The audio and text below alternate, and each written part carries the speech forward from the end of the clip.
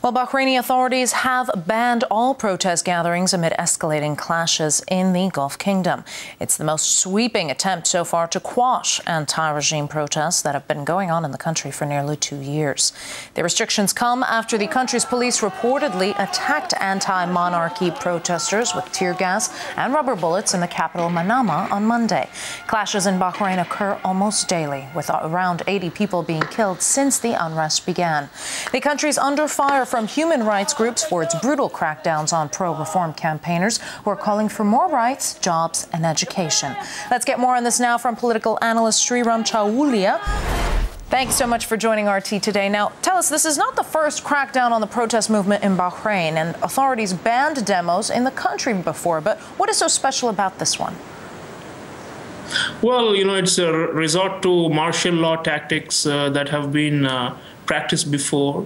It's an attempt to completely squelch and squash people's uprising. In fact, Bahrain can be called the unfinished segment of the Arab Spring, which has never been allowed to even flower. So Bahrain, there's been a concert of conservative powers in the region, as well as the pro-Western states and the Western patrons who have tried to completely demolish the voice of the people. And what you see in the form of these crackdowns by the state are just manifestations of this larger counter-revolutionary trend which has tried to stem the flow of the Arab Spring. How tough do you think it will be for the opposition now to voice their views, considering these new state of emergency style rules? Well, they have some safety valves in the form of a so-called elected parliament, which is supposed to be the legitimate avenue where people can express the grievances. But the fact is that these parliaments have mostly been rigged and set up to endorse and sugarcoat monarchical rule. Is the same in Kuwait, is the same in Bahrain, is the same in most of these countries, even Jordan. So these parliaments are not helping.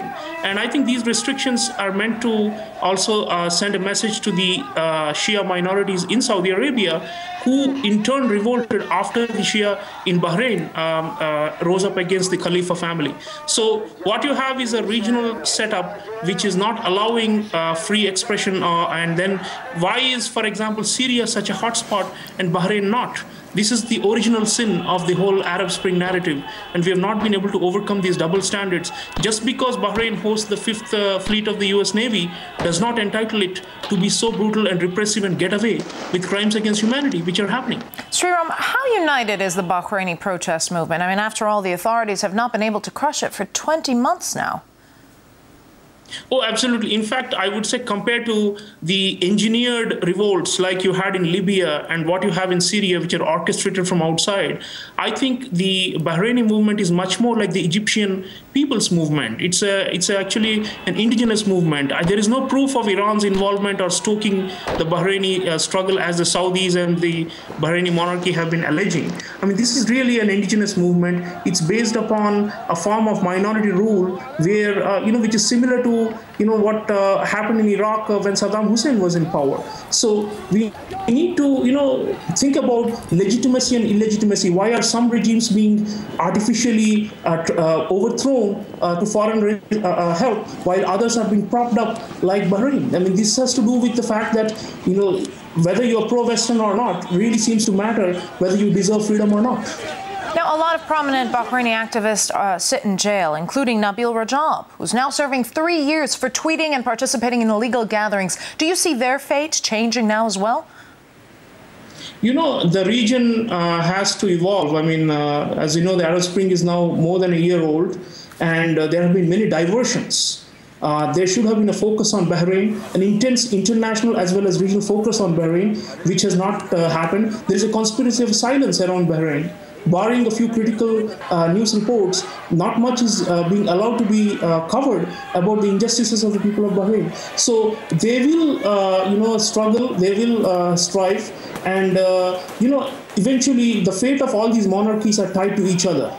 if Kuwait, Saudi Arabia continue to and Jordan continue to remain in the saddle, the monarchical regimes, then they will also prop up the one in Bahrain using the Gulf Cooperation Council and other regional mechanisms. So really, it's a question of whether you want complete freedom in the region, whether you want a genuine Arab Spring, and if so, Bahrain is integral to it. In fact, I would say Bahrain is the starting point because their protests were the most original and the purest of all, and there can be no misconception that this is some kind of an outside fueled by outside powers. This is really the voice of the people, and I hope that it comes out, and I hope that they struggle and they keep on going this way, because that is all they have right now against the array of conservative forces which are trying to suppress them.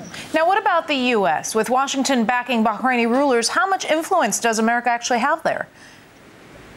Oh, certainly they do. I think, I would say that after Saudi Arabia, if there is a regime that they fear will collapse, it's the one in Bahrain, because of its strategic location and because of the presence of the US military there, and they have a big base. So for their ability to project power in the region, Bahrain is so central. And therefore, you barely hear a whimper in the US about human rights abuses in Bahrain. So here you have a clear mismatch between America's ideals of espousing universal human rights and the reality on the ground, where human rights are selectively being enforced and are being used to topple regimes for political and ulterior motives. All right, insight and analysis on the escalating clashes in Bahrain. Political analyst Sriram Chaulia, thank you.